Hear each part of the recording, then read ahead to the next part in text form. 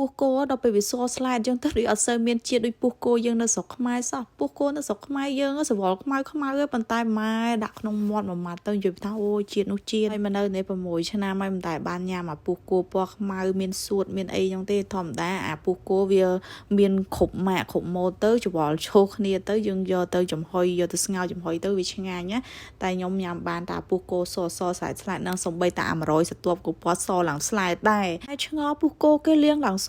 ហើយពោះគោយើងនៅស្រុកខ្មែរមិនបានលាងអត់សអញ្ចឹងទោះបីជាលាងក៏នៅតែមានអារម្មណ៍ថាពណ៌វាកម្ៅអញ្ចឹងប៉ុន្តែឆ្ងាញ់មែនតែនហើយមានតែតាមតាណាហើយមានអីញ៉ាំនឹងនិយាយទៅឧបកិច្ចខ្លះណាសារតែស្តងចេកនេះវាថ្លៃហើយនេះសល់ពីស្លមហានឹងបញ្ចុកម្សិលមិញដល់ពេលទុកក្នុងទូទៅមានអារម្មណ៍ថាទៅទុកចោលគឺចោលហើយអញ្ចឹងក៏យកវាមកច្នៃមកបេះជីក្រូចផ្ទះថែមទៅអាបន្លែស្តងចេកនឹងមានស្រាប់ថែមជាមួយនឹងស្ពៃក្តោប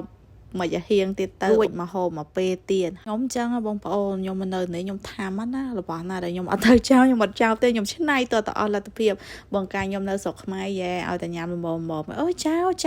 តែមកនៅណែទៅបន្លែអាស៊ីវាថ្លៃដូចតងចេកនោះ1 3 4រៀលស្ដាយដែរញ៉ាំបានតែបន្តិចឲ្យបោះចោលដូចវាមិនកើតចឹងអ្វីដែលឆ្នៃបានអ្វីដែលសំបានខ្ញុំឆ្នៃតអស់ពីទូខ្ញុំក៏មកចោលពីផ្សារក៏ចឹងដែរពីមុនអូចេះតែទិញឲ្យទៅដាក់ក្នុងទូហើយនឹកឃើញថាបើកទូមកមានអីស្លនឹងដល់ឥឡូវអត់ទេរបស់ដែលអត់ត្រូវស្លគឺអត់មានត្រូវទិញមករបស់ដែលកុំចូលចិត្តគឺអត់ទិញមកហ្មងអញ្ចឹងគឺទិញមុនទៅសារទិញអីសិតតែគិតថាអាទិត្យហ្នឹងត្រូវធ្វើម្ហូបអីខ្លះអញ្ចឹងណាអានេះផ្ទះខ្ញុំធ្វើហីអញ្ចឹងណាផ្ទះគេផ្សេងគេអត់ធ្វើហីអញ្ចឹងទេព្រោះអីគេប្រឹងរកលុយមកគេប្រឹងចាយទៅមិនដឹងមិនដែរខ្ញុំចេះចង់ធ្វើហីអញ្ចឹងទៅគ្រាន់បានទិញសបត់ចំណទៅលេងម៉ែអូយនិយាយលេងបងប្អូនអរគ្នាពេលទៅដល់គ្មានលេងម៉ែទេដើរលេងរហូតហើយតបប្រហុកខ្ញុំនេះអត់មានដោះគោផ្អែមបងប្អូនមានដោះគោផ្អែមដាក់ដោះគោផ្អែមបាយដាក់ស្ករសតែខ្ញុំអត់មានទេចឹងខ្ញុំប្រើមួយស្ករសទៅហើយនេះថា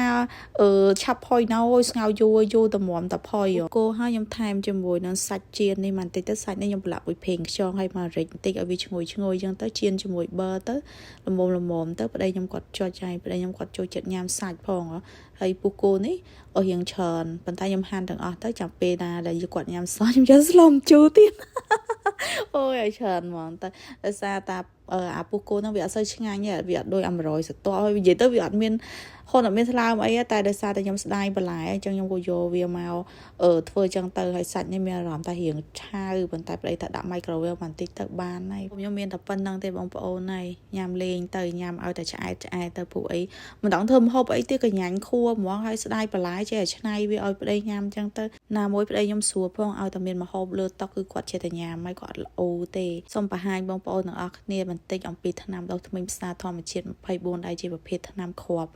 វាជួយច្រើនតែនសម្រាប់បងប្អូនដែលគាត់មានកណ្ដកក្បាលនៅតាមជើងធ្មេញឈាមតាមជើងធ្មេញហើយវាជួយព្យាបាលក្លិនមាត់បានល្អទៀតហើយបើសិនបងប្អូនទាំងអស់គ្នាចាប់អារម្មណ៍ជាមួយនឹងសលេងជូតមុខអេលសាថ្នាំដុសធ្មេញផ្សារធម្មជាតិ24ឬក៏ Skin នេះតាក់ទងទៅ page ផ្សារធម្មជាតិ24ណាបងប្អូនទាំងអស់គ្នាអូខេអរគុណច្រើនបងប្អូនទាំងអស់គ្នាដែលតែងតែតាមដានតែងតែ like តែងតែ comment វីដេអូរបស់ខ្ញុំហើយតែងតែជួយលើកទឹកចិត្តដល់បេះដូងឲ្យជួបគ្នានៅវីដេអូក្រោយទៀតណាអូខេបាយបាយ